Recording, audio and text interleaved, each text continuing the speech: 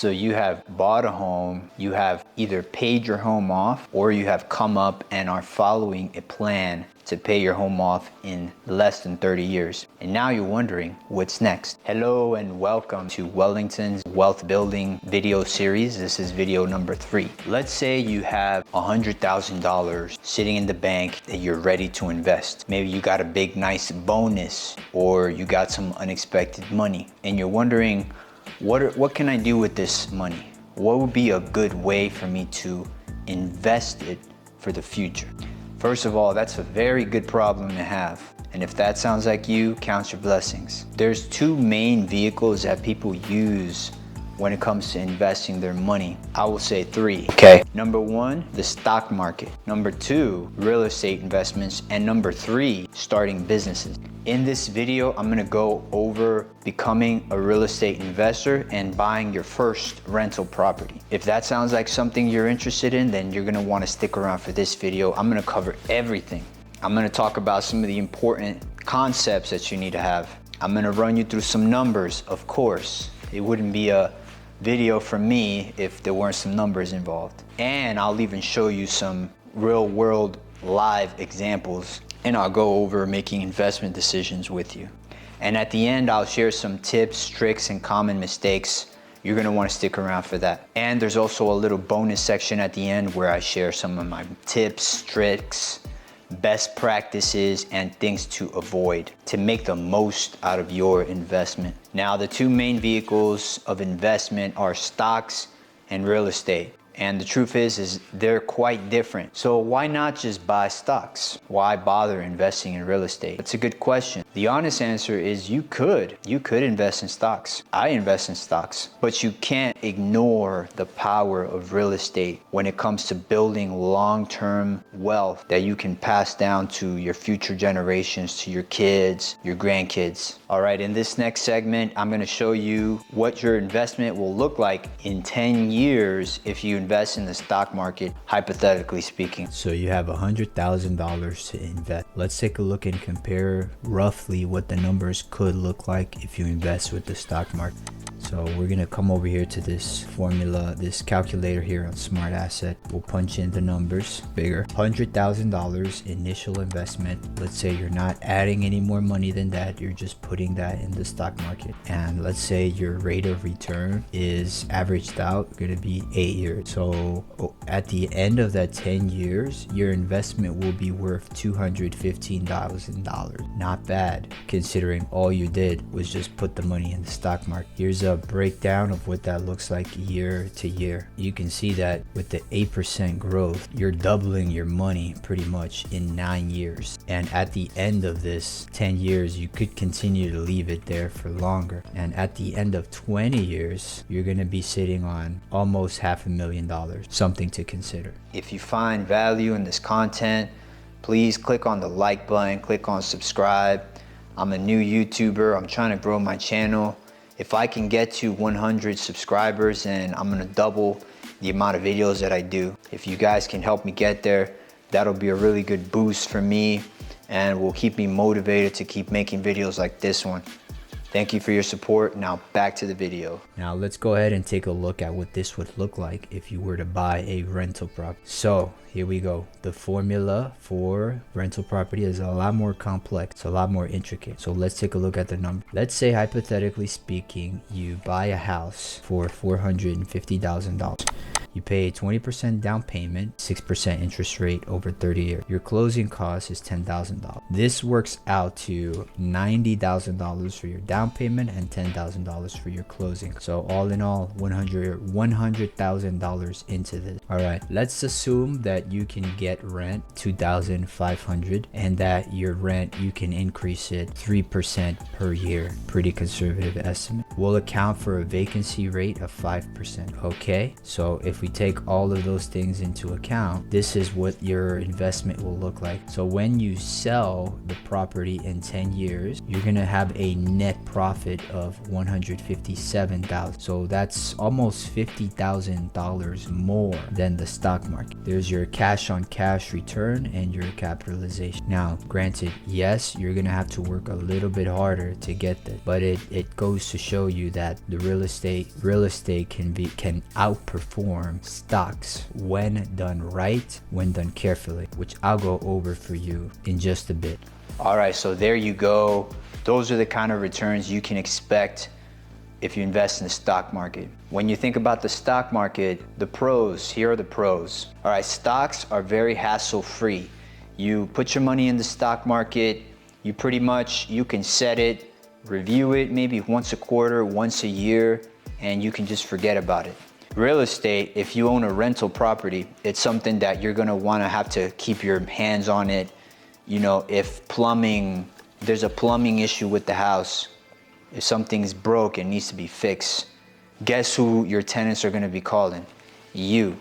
Unless, of course, you hire a property manager. Next, stocks are, if you need money from your stocks real quick, then it's very easy to just cash out your stocks, sell them, and get your money out.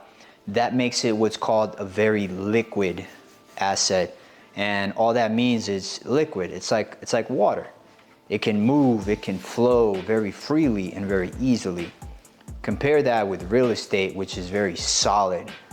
That means that if you need to pull money out of your house, you want to sell it to get the money, it's going to take you 30, 60, 90 days to, get your home ready for sale, put it on the market, and when you get an offer, it gets accepted, you have to go into escrow, which here in Nevada, it's about 30 days. So you could be looking at potentially 3 to maybe 6 months before you can fully cash out that real estate asset. All right, income. Now stocks, typically, unless you buy a dividend stock, stocks don't typically produce any income for you. So your stocks will sit in the account that you have them and they will grow, but you're not gonna get any income from it. A rental property, on the other hand, is gonna be an income producing asset. That means that you're gonna actually receive money from having the asset there.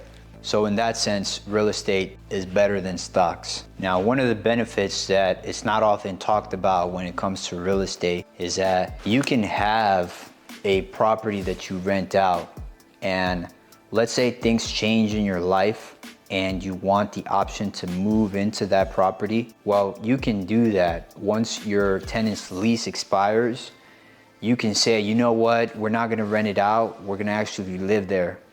And that's something that you can't really get with a stock. You can't live in a stock. You can't put your things in a stock. A stock it's something that's kind of, you can't really touch it, you can't really feel it. It's just kind of there somewhere. Versus real estate is something that you can touch, you can feel, you can smell it, you can, hopefully, if it smells good, it's tangible, you can use it. Aside from it being income producing and an appreciating asset, it's something that you can use. It has that utility aspect to it. Buying a rental property and becoming a real estate investor and a landlord, it's not for everyone. This is something that you should only consider if, number one, you love real estate. Number two, you are okay with either being handy and fixing problems or knowing someone that is. And three, you are okay with occasionally having to make large repairs. So let's talk about buying your rental. All right, how is it different than buying a house? It's a lot different. First of all, when you buy a home, it's a very emotional experience for you. It's like, we have to love the house, we gotta love the neighborhood. If I feel a connection with the neighbors, it's an emotion, it's a feeling because you're living there. When you buy a rental property, it's the exact opposite. It's purely a logical thing. You have to like the property, yes, but you're buying primarily with your numbers that make sense. And if the numbers don't make sense, you're not gonna buy it. Let's face it. So with that said, when you're buying property, the offers that you're gonna make have to make sense for you financially. And a lot of times the numbers won't work, or the numbers will only work if you buy the property for a certain price. My point is this, look, sometimes I'm gonna be real with you. You're gonna have to put in an offer that's below what the seller's asking for. And they might get offended, they might not like that, but you're being a good investor because you're looking at the numbers and you're trying to make it work for you. The last thing you want is to end up with a rental property that is a liability for you, that requires you to put in more money than you're getting from it. You don't want that, and I don't want you to have that. So it's very important to do your due diligence. We'll come back to that later. What makes a good rental property? 2 words: cash flow. Cash is king. I'm sure you've heard that expression. When you boil it down to it, if you're buying a rental property, it has to be worth the money and it has to be worth the hassle, point blank. And if it isn't worth it, then why do it, right? 2, you want a rental property that has minimal management headaches for you. If you buy an older property, for example, where the air conditioner unit, the HVAC unit is coming up close to the end of its lifespan, or maybe there's a furnace is also getting up there, or the water heater is nearing the end of its life, and you buy a house and you're not aware of that, then you're gonna have to pay the cost for those replacements. And let me tell you, they're not cheap. So keep that in mind. You don't want to buy a house that's going to require an additional amount of money for you to get it up to a condition where it's ready to go and it's ready to rent, it's ready to be used. If you know that up front, then that's nice, because that's something you can negotiate with the seller, get them to lower the price to offset some of those repairs that you're going to have to do. That's why it's very important to have a realtor in your corner that knows what they're doing, that knows how an investor thinks and understands the things that you gotta look out for. Shameless plug for me right here, shameless. If you're in Las Vegas and you need a real estate agent, hit me up. I'm gonna leave my contact information below in the description. Another important thing when looking for a good rental property is you want it to be in an area that you're familiar with, an area that you understand, an area that you like. And also, if you're gonna be managing the property yourself, you don't wanna be more than, I don't know, a 2 hours drive from it. Because if something comes up and you gotta go and address it, you're gonna have to go to the property. And sometimes things need to be fixed very urgently and you're gonna have to make a sudden trip over there. So it's something very important, keep it in mind. If you can invest locally, great. If not, then you might seriously consider hiring a property manager to manage the property on your behalf.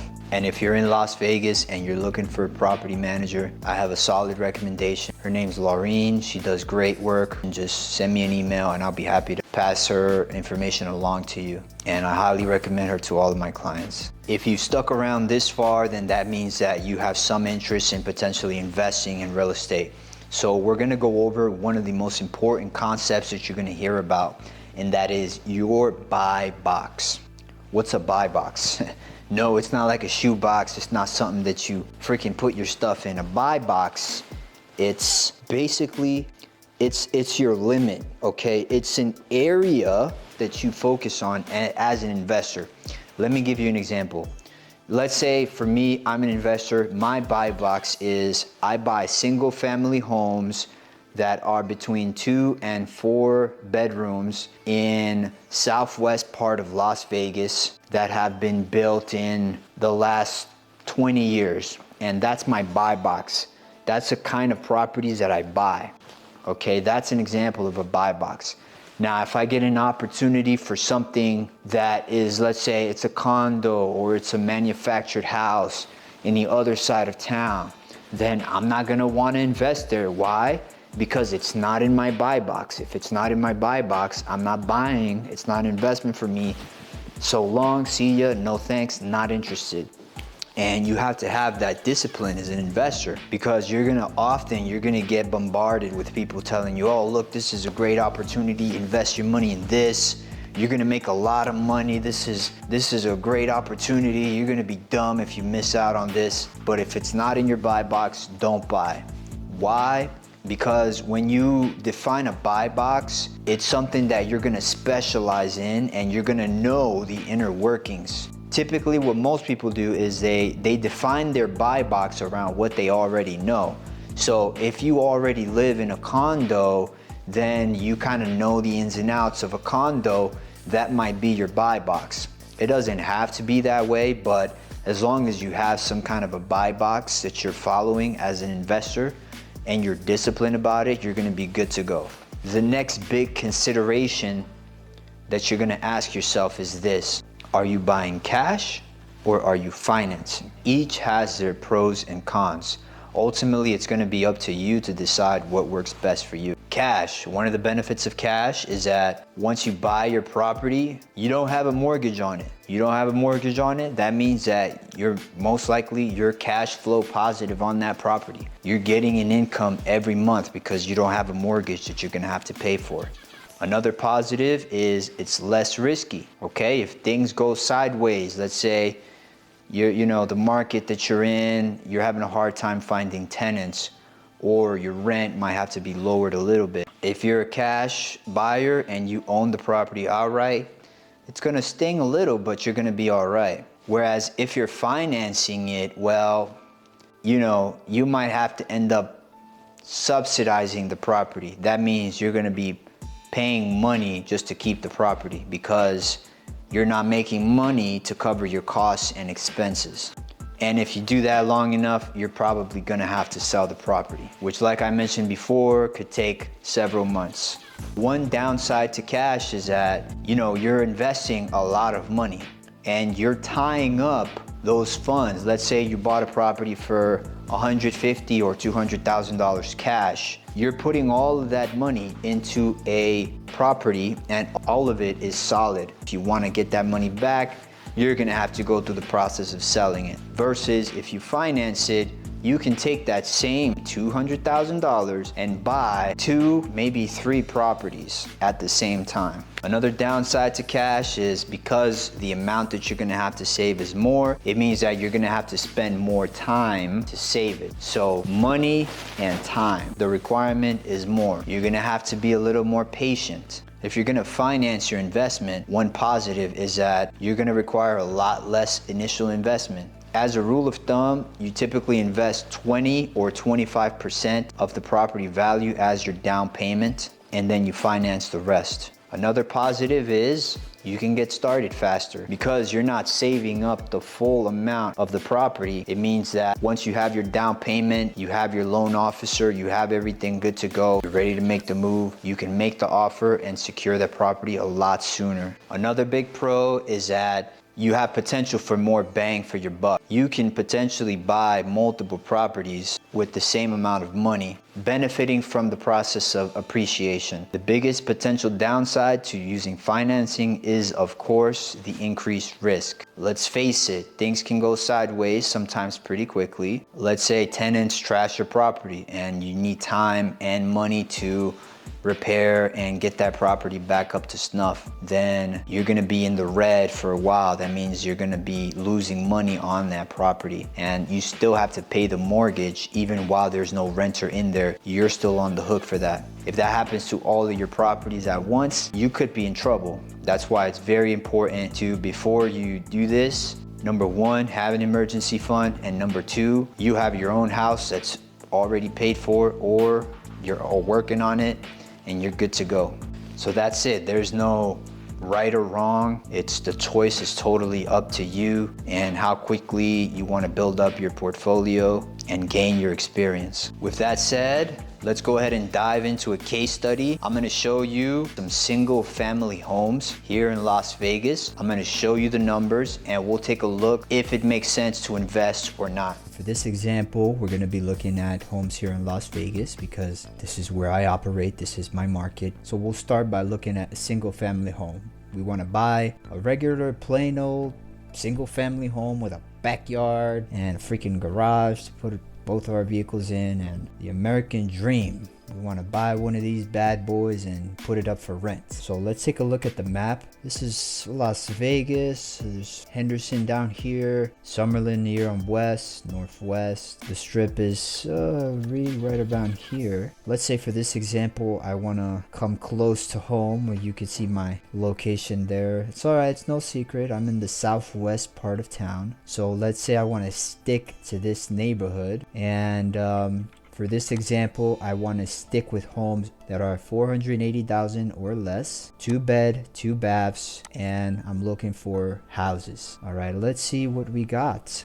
So first of all, right off the bat, I have 72 properties in this area. Okay, so a good amount of inventory. Not a lot, but there's some inventory. All right, so let's sort this by, can we sort this by price? Yes, here, price, low to high. Let's look for the cheapest that we can get, right? All right, let's see here. This one looks pretty nice, actually. Let's take a look inside. Where's this one at? Okay, this one looks like a good candidate. Let's save this. This home here looks like it's kind of right butted up right against this other property here. So I don't know if I'd like that as a buyer. All right, and this home here, this one looks pretty nice as well. So let's take a look at both of these. Okay, the first one, 3 bed, 2.5 bath. All right, looks in pretty good condition. Okay, very nice condition. Appliances don't look too bad. They're not stainless steel or anything, but I don't think you have to worry about replacing those anytime soon. Carpet looks in good condition, has washer and dryer already good to go. Backyard is it's a wee bit small, only a 1-car garage. Okay, let's look at the other one. Wait, this one. Okay, first picture is a toilet. What? Let's try that again. Okay, got wood floors here, quite a lot of furniture here. Maybe this property is still occupied. Ooh, look at that stainless steel fridge with the French door. Modern appliances, looks in pretty good shape. Very nice overall. I'm very pleased with this property. 3 bed, 3 baths, about 1,500 square feet. All right, let's go ahead and take this property and let's run it through. So let's take that sales price. They're asking for $389,900. We're gonna come over here to our trusty spreadsheet that I've put together just for this video. So we're gonna punch in the purchase price, okay? And a couple of things here. All right, let's for the down payment, we're gonna go with a 25% down payment. And if we buy it at this price, this is how much our down payment is going to be. So almost 100 grand. Our loan amount is 292, and assuming we have a 6% interest rate. Closing costs, which I'll estimate for this purpose at 3% of the purchase price, is $11,699.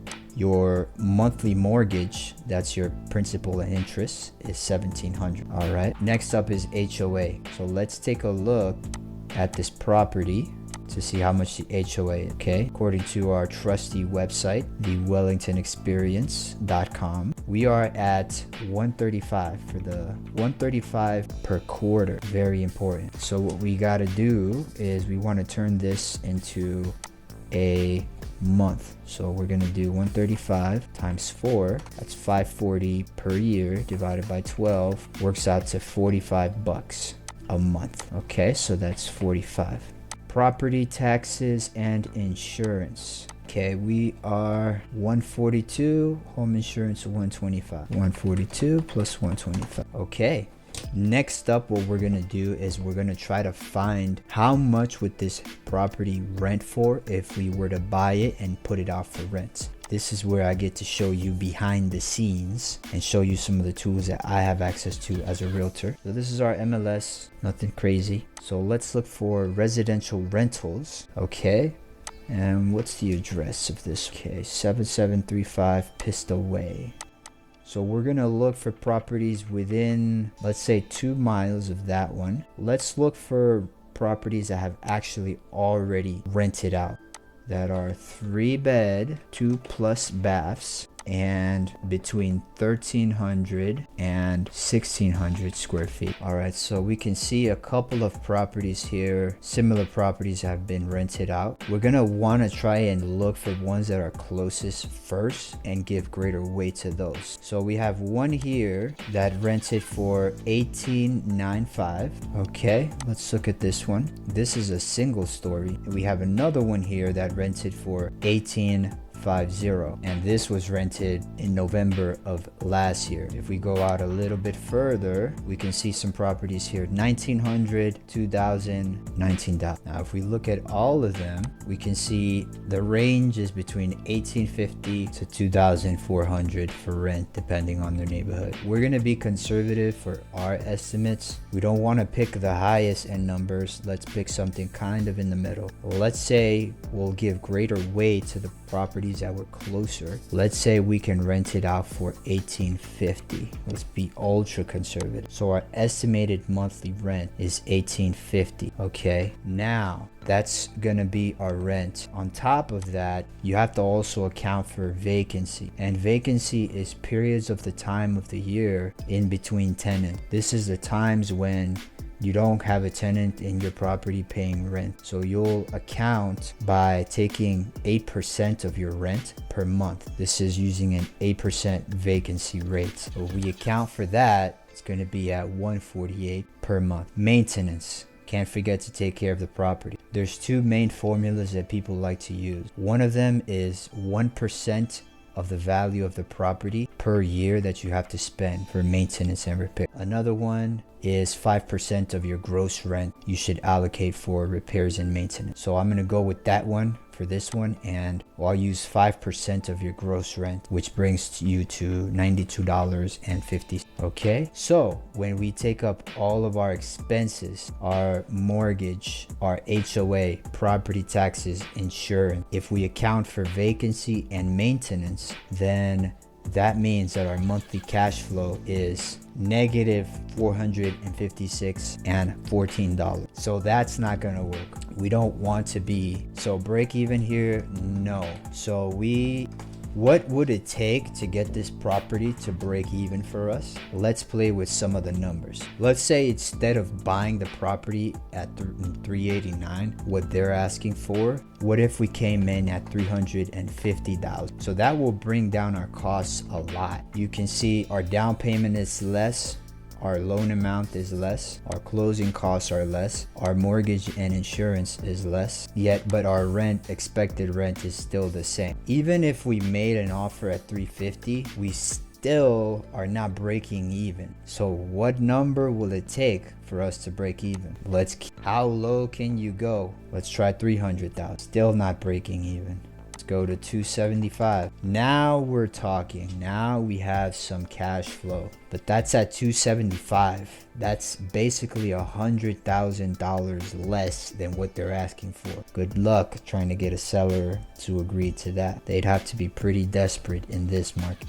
Bottom line, doesn't look like a single family home in the Southwest is gonna work for us. All right, so there you have it. Single family homes. So far, it doesn't look to be worth it as an investment property right now here in Las Vegas. The numbers don't lie. Hopefully you learned something from that. So in this next clip, I'm gonna go over a condo in Summerlin, a very nice and desirable part of town. We're gonna go through the numbers together. Let's go. Let's see if we can look for a condo, and let's look in the Summerlin area. It's a nicer area. It should command a higher rent for us. All right, so let's zoom back out.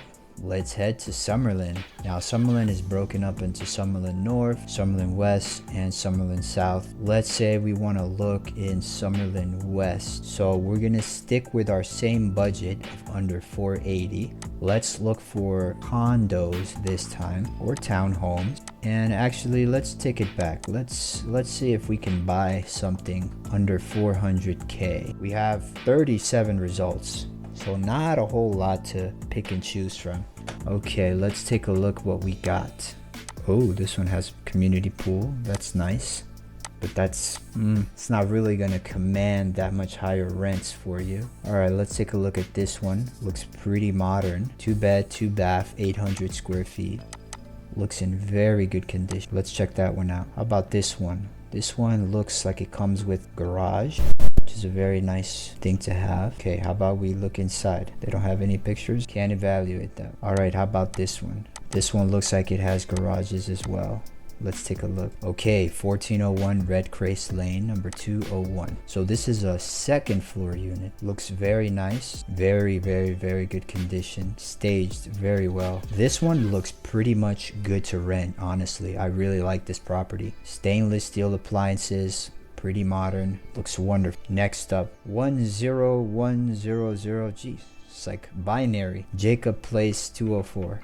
Okay, this has a balcony, garage, but it's not attached to the property. Hardwood floors. Appliances here look a little bit dated. Not too bad, but not nearly as good as the other ones. Look at that fridge though. Looks straight out of the 1990s. This is a property you might have to spend a couple of dollars to upgrade. Washer and dryer look okay, but like a new refrigerator could cost you anywhere between $1,000 to maybe $1,500. That's something you'll keep in mind. Me, I don't like this one as much as the other one, so I'm gonna go with this one. All right, so let's take their asking price. We're gonna come back to our spreadsheet.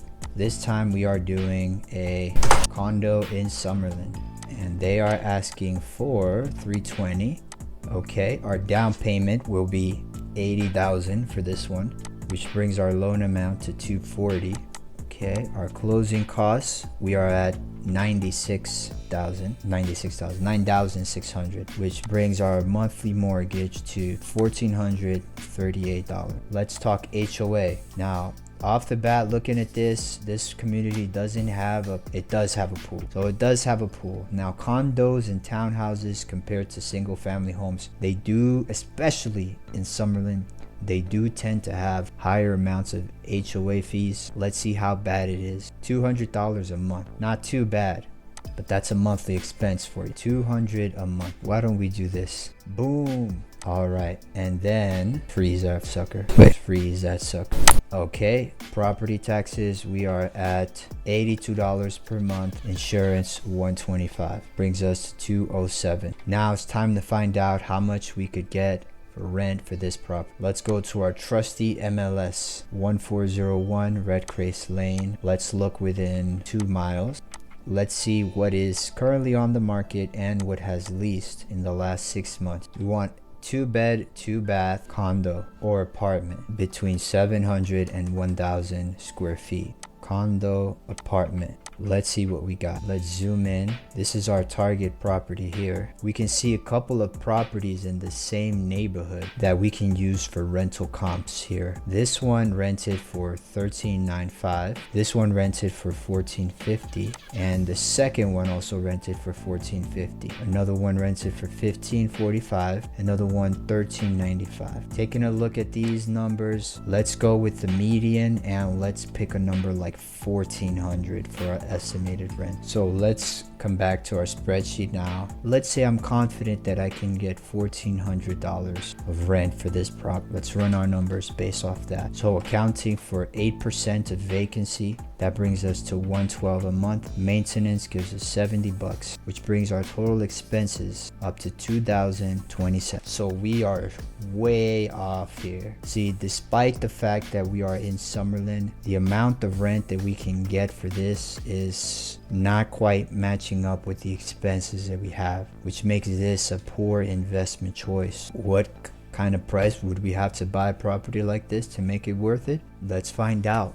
How low can you go? So $320. Let's try $250. Still not enough. Not even close. Just that $1,400 a month of rent. It's not a lot. We're gonna have to come down a lot. Let's try $150,000. Now we're talking. We got a cash flow of $136. Even $175 will work, although it's a little bit close if you ask me. So again, we're having to make an offer that is like less than almost $150,000 less is half the price basically to make the numbers worth it. It's tough. It's a tough market right now. And what's making it tough, honestly, is these interest rates. They're not that bad, but they could be better. For example, let's say we had a 3% interest rate. Let's see what that'll do to the numbers. So that will bring down your mortgage to pretty much $1,000. So your total monthly expenses will be $1,600. You'll be only under $200 a month.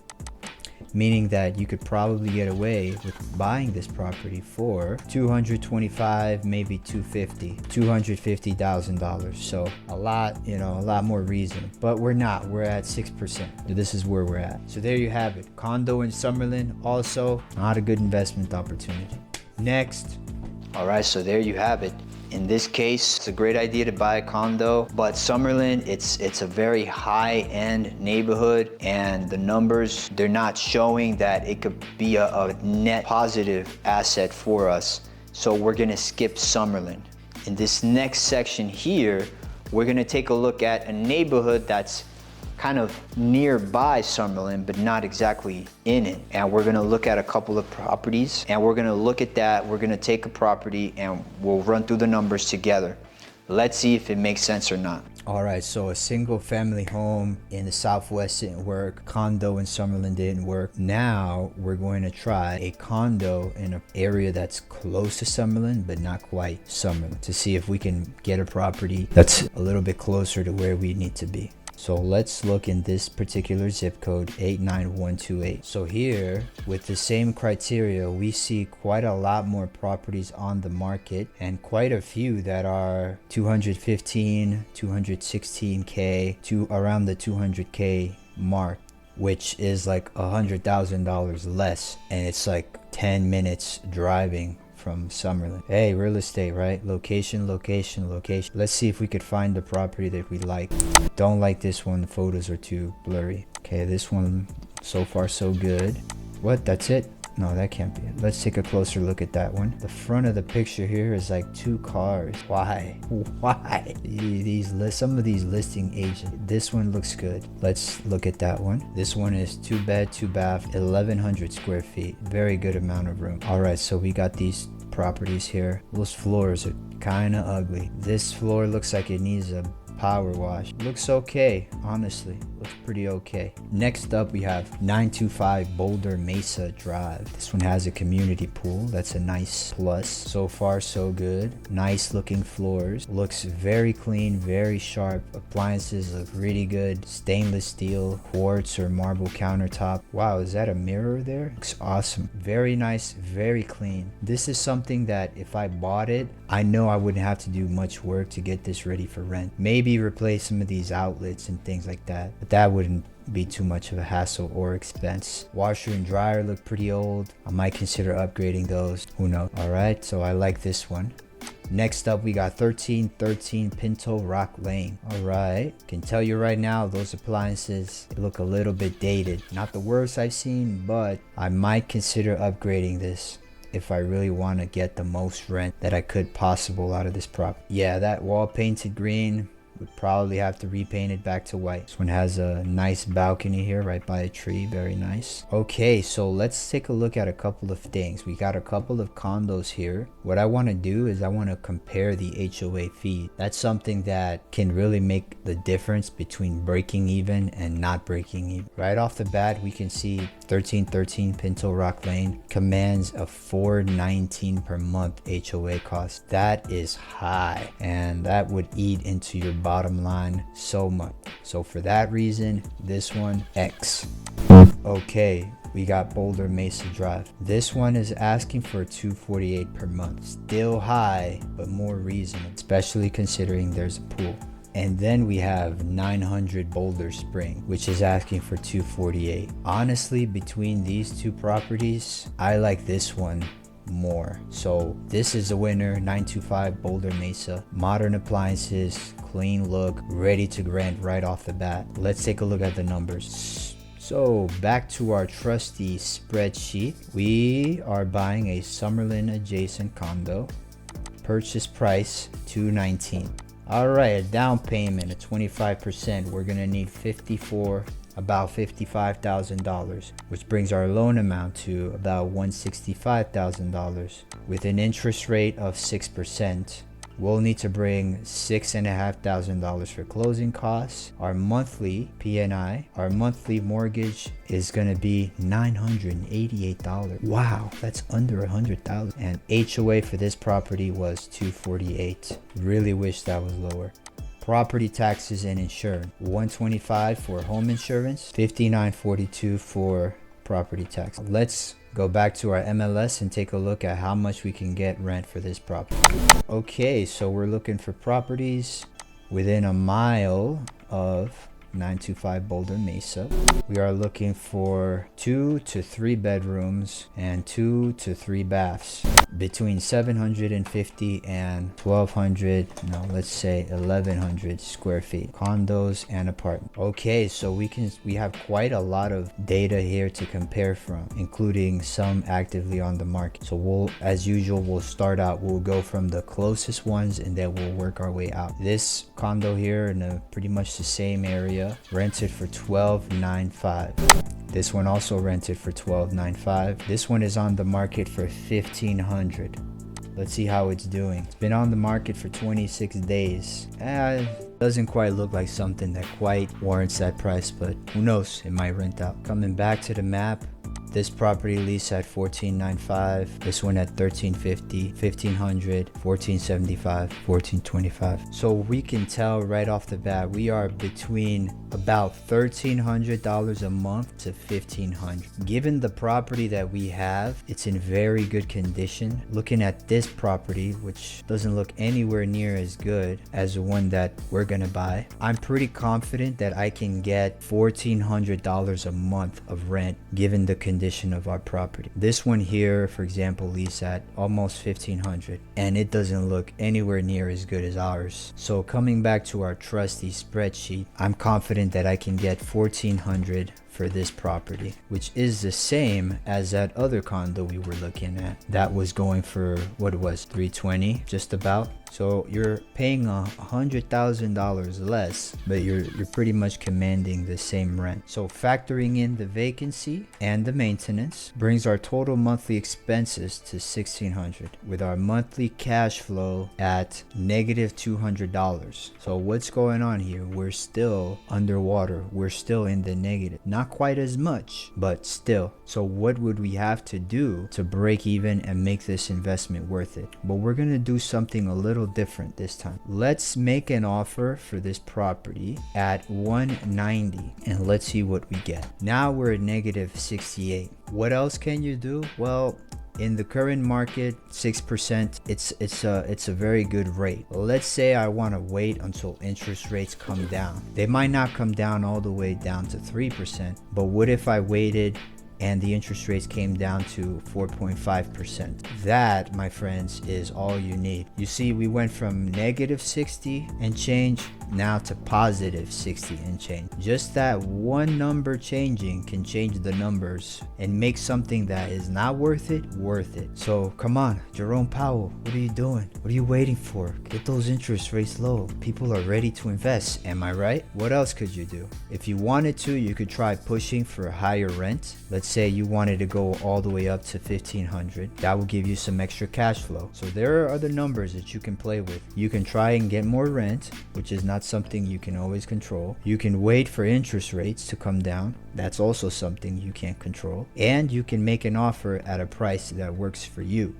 You cannot control what the seller does with that offer though. In the end, it's a lot of repetition and it's a lot of persistence to find the right property in the right area. So I hope you found this helpful. Back to the video. So there you go. After some work and some labor, we finally found the property in an area where the numbers feasibly could work for us. And there you go. Just hopefully you can see it's a process. It takes a lot of trial and error. You got to run through the numbers a lot, but that's what it takes to become a seasoned, successful real estate investor. If you like videos like this one, check out this other video here where I go over buying a condo near a recently opened casino to give you an idea of what new developments can do to real estate property values. As promised, I'm gonna leave you guys with a couple of tips to make your journey successful. Tip number one, practice makes perfect. The more you do this, the more you run through these numbers, better you're gonna get at it. If you're really serious about investing, take a look, go grab a couple of properties, run these numbers a couple of times. Or if you're in Nevada or you're looking at Las Vegas, hit me up. I'll be happy to run through these numbers for you and give you an idea of what an investment could look like. Just shoot me an email and I'll be happy to get back to you. Tip number two, get yourself an agent that is familiar with investment properties and working with investors. As an investor, your bottom line is very important. You want an agent that understands the numbers, knows which neighborhoods to look in, and has connections with mortgage and loan officers that also work with investors. And you also want an agent that's patient because it could take a while before you find that right property. If you're in Las Vegas, I would love to be that agent for you. Nah, you guys already know I'm in Las Vegas. Represent. Number three, take your time. Don't rush. It's your money. This is your money that we're talking about to invest. Don't let anybody rush you. Don't let anybody try and make you do it. You've worked hard for this money. You've earned this money. You've saved this money. Make it count. Which leads me into tip number four. Only buy if it makes sense. Do the numbers. Run the numbers. If it doesn't look like there's any way this is going to be a positive investment for you, don't buy. Just don't buy it. Skip it. I promise you, the right property will come up where the numbers will match. Just be patient. The biggest mistakes that I see when it comes to buying a property, number one, overestimating how much you can get from your rental income. It's very important that you do your market research so that you know both the highs and the lows of what you can expect rent for the property that you want to buy. Don't run your numbers off the most optimistic case because you might not get that rent. And if you don't get that rent, then you're gonna be back to subsidizing the property. And you don't wanna end up there. You're gonna end up putting that property back on the market and paying those closing costs again, so don't get there. Number two, underestimating repair costs. In general, you want to budget 1% of the property's value per year. You want to allocate towards making repairs, upgrades, and just keeping the property operational. For example, if your property is worth $400,000, you're going to want to allocate $4,000 per year to make the repairs and upgrades that you're going to need. Mistake number three is picking the wrong location. When you buy a property, you're not just buying the structure itself and the land. You're buying into whatever the neighborhood is, whatever the perks are, whatever the type of people that live there. You're buying into all of that. You're buying into the traffic. You're buying into the schools. It's a whole picture. That's why it's very important. You want to keep your ears to the ground and your nose in the air, whatever that expression is. Just be aware of what's going on. I hope you guys found this video helpful.